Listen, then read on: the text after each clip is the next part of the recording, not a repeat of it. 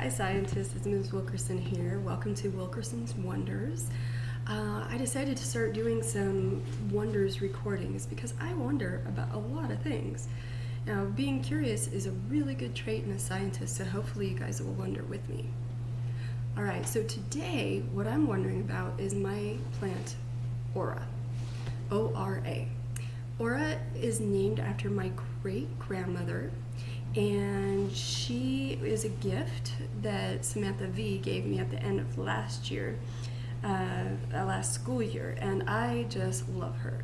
I'm amazed though that I haven't killed her yet, because unless something is furry, has 3 or 4 legs or scales, and tells me what it needs, I have a hard time taking care of it. But luckily, I've gotten better. I've successfully been raising some plants, and yes, they all have names. But Ora here she's an orchid, and she has been with me for almost a year. So Ora, what's making me wonder about her is that when I got her, she had beautiful flowers, absolutely gorgeous and stunning, and they arched all the way over her. And then the flowers died, and they went away, and parts of her dried up. But lately, I've been seeing this new growth, and I'll move her so you can see it. Absolutely beautiful, but it's kind of flopping around out there. And what I worry is that when it gets the flowers on, it'll probably be too weighted down and it might break off or even die. And I want to enjoy my orchid and all the flowers that she brings. So what I notice is that she needs some structure and support in order to not be a flopping around mess. So what I can do very nicely with these nice wooden rods here that are in her pot, I can attach her new growth, to where it's nice and supported. So now she can bloom as she chooses and function even better. What does that have to do with the human body? Great question.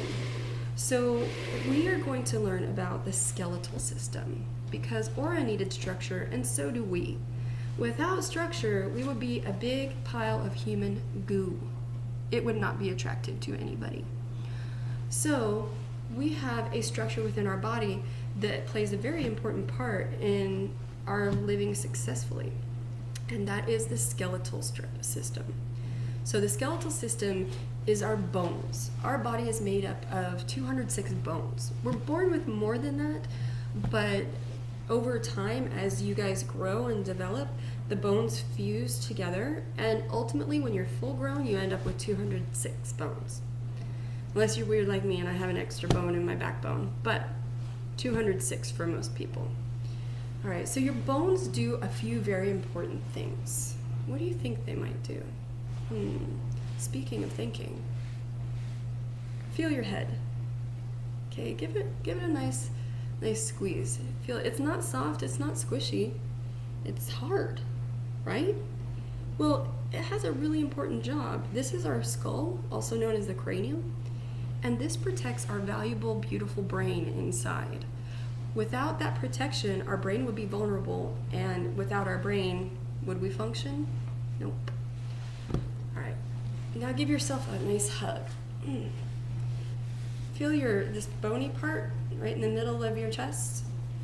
All right, so this is the sternum. And then over here on the sides, we've got our ribs. Okay, the sternum and the ribs, they come together to form that rib cage, and they protect your heart and your lungs to other vital organs. Now, what do I mean by vital? It means we need those organs to live.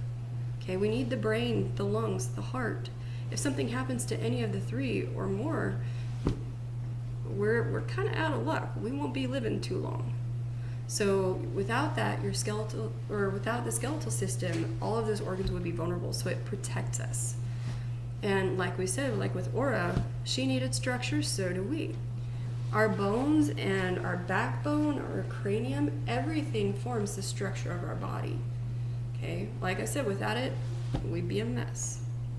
And the last thing, and this one, maybe you don't know about, the bones make our blood. Bones aren't solid white chunks of bone. They're a little bit more complex than that.